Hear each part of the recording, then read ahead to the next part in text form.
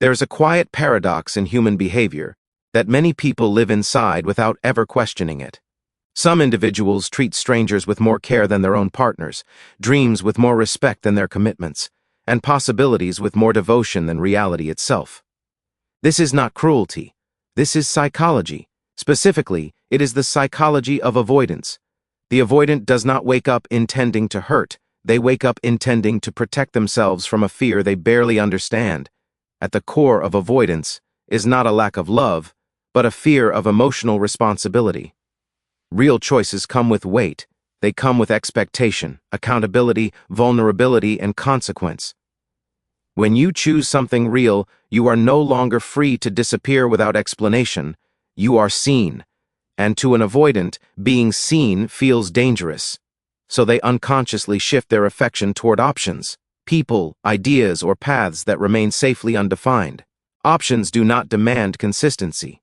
They do not ask for growth. They do not mirror back our flaws.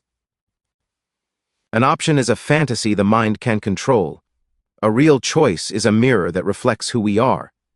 And many people are not running from others. They are running from the version of themselves that commitment would require them to become. This is why avoidants often appear charming, attentive, and emotionally generous with those who are just out of reach. Distance creates illusion, and illusion feels safer than truth. The mind has a strange habit of romanticizing what is distant while minimizing what is present. What is present feels ordinary because it is known. What is distant feels powerful because it is undefined. The avoidant mind says, if I don't fully choose, I can't fully fail. But this belief quietly steals joy, because life does not reward hesitation. Life rewards presence. What you do not choose will eventually choose absence for you. There is also a deep confusion between freedom and detachment. True freedom is not the ability to leave at any moment. True freedom is the courage to stay without losing yourself. Avoidants often believe that attachment means captivity, but this is a misunderstanding of love. Love is not possession. Love is participation. It is the willingness to grow through discomfort rather than escape it. Spiritually speaking, avoidance is resistance to the present moment, and the present moment is where purpose lives. Divine principles teach us that what is meant for us will challenge us, not comfort us. Growth is rarely convenient. Transformation is rarely painless. But avoidance delays the very lessons the soul came here to learn. Options feel exciting because they keep the ego intact. Real choices feel heavy because they demand humility. They ask us to admit fear, to communicate honestly, to risk being misunderstood, and to stay when the illusion fades. But it is only through staying that depth is born. Shallow waters are easy to leave. Deep waters teach you how to swim. Healing begins the moment awareness replaces escape, when a person realizes that their pattern of avoidance is not protecting them but imprisoning them. When they understand that treating options better than reality is a form of self-betrayal, because every time you avoid choosing, you are choosing fear over truth. The divine order of life is simple. What you honor grows, and what you avoid controls you. If you honor presence, presence will strengthen you. If you honor courage, courage will meet you. But if you honor escape, escape will become your master. So choose consciously. Not because it is easy, but because it is meaningful. Choose depth over distance. Choose awareness over illusion. Choose the real over the imagined. Because the life you are meant to live does not exist in options. It exists in commitment, in presence, and in the courage to remain when your soul is being shaped, and when you finally choose. With your whole being, you will discover this truth. The fear you were running from was not in commitment. It was in becoming who you were always meant to be. Avoidants are often misunderstood as people who do not care, who detach easily, or who lack emotional depth. In reality, their behavior is rooted not in emotional emptiness, but in an intense fear of emotional responsibility. Emotional responsibility means recognizing that one's presence, words, and actions deeply affect another human being. It means understanding that love is not just a feeling, but a role that must be carried with awareness. For an avoidant, this realization feels overwhelming. Loss feels painful, but responsibility feels suffocating, because responsibility requires consistency, accountability, and emotional availability over time. Emotional loss can be grieved. It has an ending. It allows the avoidant to retreat. to rationalize, to move on without having to confront their inner fears. Emotional responsibility, however, has no clear exit. Once you are responsible for someone's emotional safety, you cannot simply disappear without consequence. This creates a silent pressure inside the avoidance nervous system. Their body interprets closeness as danger, not because the other person is harmful, but because closeness awakens an old fear of being trapped, overwhelmed, or expected to be more than they believe they can sustain. Many avoidants grew up in environments where emotional needs were either ignored, punished, or inconsistently met. As children, they learned that depending on others was unsafe and that being needed could lead to disappointment or control. Over time, independence became their survival strategy. So when adult relationships invite interdependence, their inner system reacts as if a threat has appeared. They may not consciously think, "I am afraid of responsibility," but their actions reveal it. They pull back when things become serious. They become distant when expectations arise. They feel uneasy when someone relies on them emotionally. Loss, in comparison, feels familiar. It echoes childhood experiences of emotional withdrawal. It confirms their belief that closeness never lasts anyway. Responsibility challenges that belief. Responsibility says, "You matter here. Your presence changes someone's life." And that statement can feel terrifying to someone who learned early on that emotional involvement leads to pain or failure, so they unconsciously choose situations where emotional weight is minimal. They prefer options over commitments, interest over attachment, and potential over reality. This is why avoidants may appear to care deeply but struggle to show up consistently. They may be loving in moments but absent in continuity. Emotional responsibility requires sustained effort, and sustained effort threatens their internal sense of safety. They fear that if they fully commit, they will either lose themselves or eventually disappoint the other person. Rather than face that possibility, they retreat before responsibility fully forms. There is also a subtle ego element involved. Taking emotional responsibility means accepting that you will make mistakes, that you will hurt others unintentionally, and that you will need to repair, apologize, and grow. Avoidants often carry a hidden perfectionism. They fear being seen as inadequate. Loss allows them to exit before imperfection is exposed. Responsibility keeps them in the arena where growth is required. Yet avoiding responsibility does not create peace. It creates a cycle of shallow connections and unfulfilled longing. The avoidant remains safe but unsatisfied. Their heart desires depth, but their fear blocks access to it. Until they learn that responsibility is not a prison but a path to maturity, they will continue choosing emotional distance over emotional truth. And in doing so, they protect themselves from pain while quietly denying themselves the fullness of connection they seek. Options feel safer to the avoidant because they exist in the realm of imagination rather than reality. An option does not require decision, consistency, or sacrifice. It remains open-ended, undefined, and therefore emotionally manageable. In the avoidant mind, an option is freedom without consequence. It offers excitement without obligation, connection without accountability, and hope without responsibility. Because it is not fully chosen, it cannot fully disappoint or demand growth. An option demands nothing because it has no structure. It does not require daily presence, emotional regulation, or difficult conversations. It does not ask the avoidant to show up on days when they feel overwhelmed, uncertain, or emotionally exhausted. Real relationships and commitments, on the other hand, require participation even when comfort fades. They require emotional labor, and emotional labor feels threatening to someone whose nervous system associates closeness with danger. Promises are seductive when they are abstract. Options promise possibility without pressure. The avoidant can. Imagine the best version of a person, a future, or a path, without confronting its complexity. This idealization is soothing. It allows the avoidant to feel emotionally stimulated without being emotionally exposed. The moment an option becomes real, however, it transforms from fantasy into responsibility. Expectations form, needs appear, and the avoidant's sense of safety begins to collapse. Options also allow the avoidant to remain in control. As long as nothing is fully chosen, they retain the power to withdraw. Control becomes a substitute for security. The avoidant believes that if they keep all doors slightly open, they will never be trapped.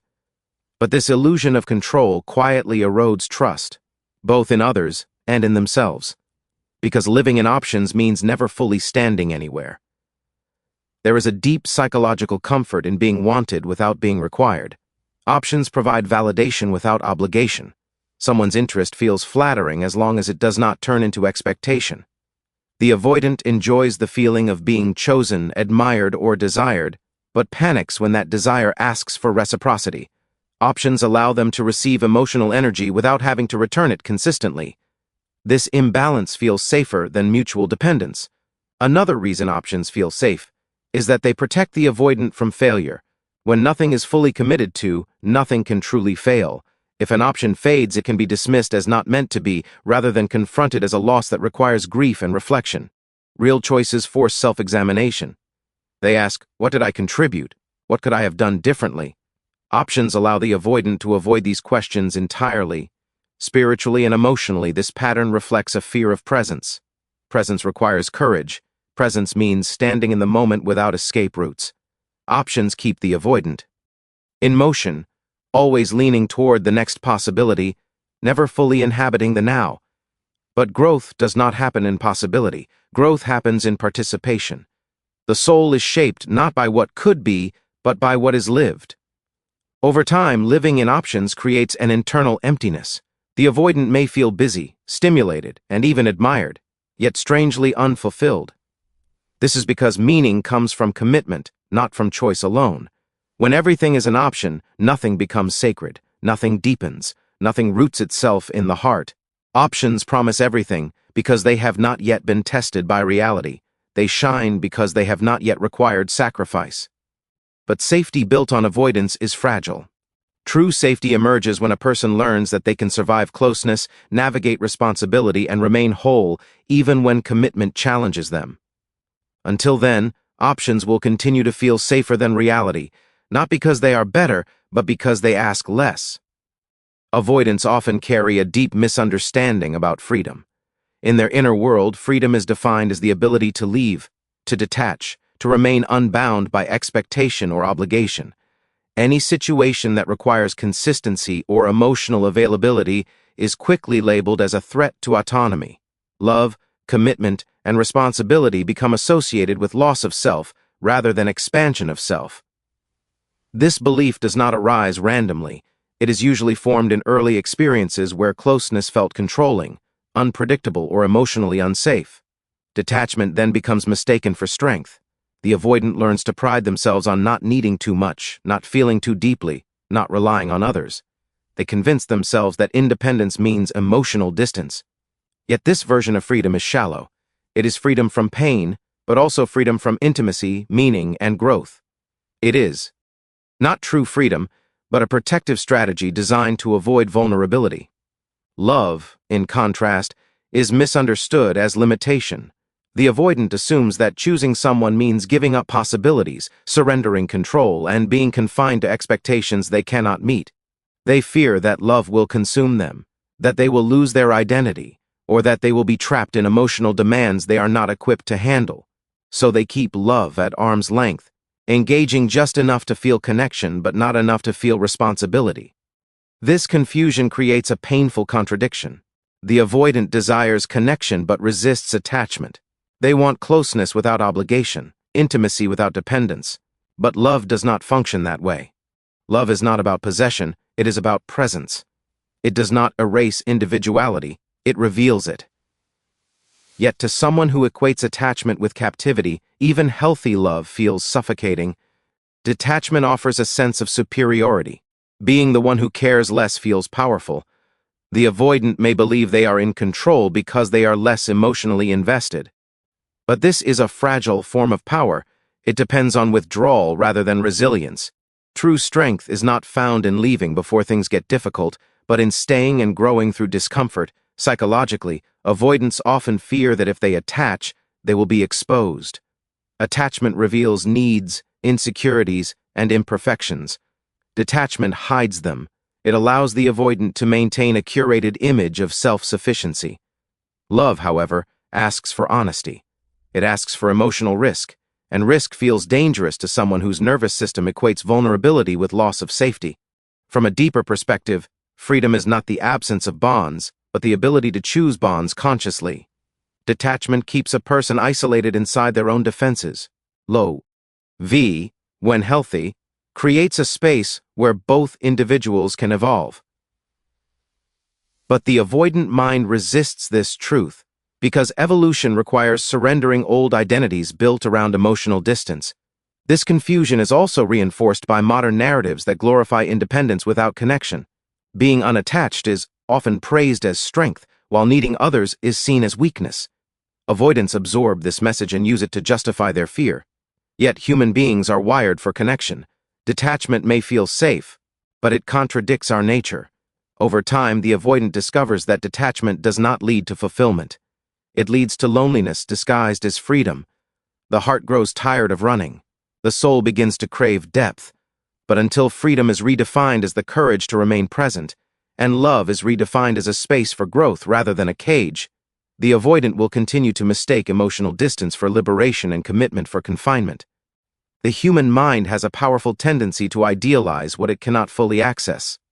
Distance creates space for imagination, and imagination fills that space with perfection. For avoidance, this mental pattern becomes especially pronounced. What is distant, unavailable, or undefined feels exciting, meaningful, and even superior to what is present. The present is real, textured, and imperfect. It contains flaws, routines, and moments of emotional friction. The distant, however, remains untouched by reality, allowing the mind to project its desires without resistance. When something is present, it becomes known, and what is known loses mystery. The avoidant interprets this loss of mystery as loss of value. They assume that if excitement fades, something must be wrong, but what actually fades is novelty, not worth. Depth replaces thrill, but depth requires emotional endurance. Many avoidants have not learned how to tolerate emotional complexity, so they chase the stimulation of distance rather than the stability of presence. The mind prefers distance because distance demands no accountability. A distant option does not require follow-through, compromise, or repair after conflict. It cannot challenge the avoidance patterns or reflect their shortcomings. Presence does. Being close to someone or something means being seen consistently. It means your words and actions matter. For someone uncomfortable with sustained intimacy, this feels threatening, so the mind elevates what is far and minimizes what is near. There is also a neurological element at play. Anticipation releases dopamine. Possibility excites the brain more than familiarity. The avoidant becomes addicted to the emotional high of potential. They mistake this chemical reaction for love, purpose, or destiny. But dopamine does not build connection, it builds craving. Real connection is built through oxytocin, trust, and time. Those require staying. The avoidant, however, confuses stimulation with meaning. What is present also reveals responsibility. Once something is here, it asks to be cared for. It asks for attention and energy. The avoidant resists this demand. By idealizing what is distant, they can avoid the emotional labor that presence requires. The distant remains pure because it has not yet asked anything of them. The present feels heavy because it does. This mental pattern also protects the ego. When something present fails or disappoints, it feels personal. The avoidant must confront their own contribution to the dynamic. But if a distant option never materializes, it can remain perfect forever. The avoidant can tell themselves that it could have been everything without ever testing that belief. Distance preserves fantasy. Presence reveals truth. Spiritually, this pattern reflects resistance to the now. The present moment is where life actually unfolds. Purpose does not exist in what might be, it exists in what is lived. By constantly looking toward distance, the avoidant disconnects from the sacredness of the current moment. They search for meaning elsewhere, while ignoring the lesson directly in front of them. Over time, this habit creates dissatisfaction. The avoidant is always reaching, always imagining something better, always postponing fulfillment. Nothing feels enough because nothing is allowed to deepen. The heart becomes restless, trained to desire rather than to receive. The present becomes a place of boredom instead of gratitude. Only when the avoidant learns to see value in presence does this cycle begin to break. When they realize that intimacy grows through familiarity, not novelty, and that meaning is built through consistency, not fantasy. Until then, the mind will continue to elevate distance and devalue what is near, mistaking illusion for depth and potential for truth. Healing for the avoidant does not begin with forcing attachment or shaming the desire for distance. It begins with awareness. Awareness is the moment a person sees their pattern without judgment, without excuses, and without self-deception. Until this happens, avoidance feels justified, even intelligent. The mind constructs reasons that sound logical, needing space, valuing independence, protecting peace. But awareness gently exposes the truth beneath these explanations. The avoidance is not about freedom, it is about fear. When awareness arises, the avoidant starts noticing their impulses in real time. They recognize the tightening in their chest when intimacy deepens, the urge to withdraw when expectations surface, the sudden attraction to new possibilities when something becomes real. This observation is powerful because it interrupts automatic behavior. Instead of reacting, the avoidant gains a pause. And in that pause, choice becomes possible for the first time.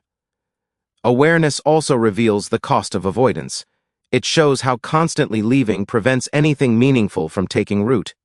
It reveals the quiet loneliness beneath emotional distance and the exhaustion of always starting over. Many avoidants believe they are protecting themselves from pain, but awareness shows that avoidance creates a different kind of suffering, one that is chronic, subtle, and deeply unsatisfying. Seeing this truth clearly is uncomfortable, but it is necessary. Once awareness is present, presence becomes the practice. Presence means staying with discomfort instead of escaping it. It means allowing emotions to rise without immediately numbing, distracting, or withdrawing. For the avoidant, this feels unnatural at first. Their nervous system is accustomed to flight. Presence asks them to remain in the body, to feel what they have long avoided. This is not weakness, it is courage at its highest level. Presence also redefines safety. Instead of safety being the absence of emotional demand, safety becomes the ability to tolerate emotion without collapse. The avoidant learns that they can survive closeness, that discomfort does not equal danger, and that vulnerability does not lead to annihilation. Each time they stay instead of flee, their nervous system rewires. What once felt threatening begins to feel manageable. Healing deepens when the avoidant understands that presence is not about perfection. It is about honesty. They do not need to suddenly become endlessly available or emotionally fluent. They only need to remain engaged, to communicate fear instead of disappearing, to express overwhelm instead of creating distance. Presence invites authenticity, and authenticity builds trust. From a deeper, almost spiritual perspective, presence is an act of surrender. It is the decision to meet life as it is, rather than controlling it through avoidance. Divine principles across traditions point to this truth. Growth occurs when resistance ends. Avoidance is resistance to what the soul is trying to learn. Presence aligns the individual with reality, and reality is the ground where transformation happens. As awareness and presence grow, the avoidant begins to experience a new kind of freedom. Not the freedom to escape, but the freedom to choose consciously.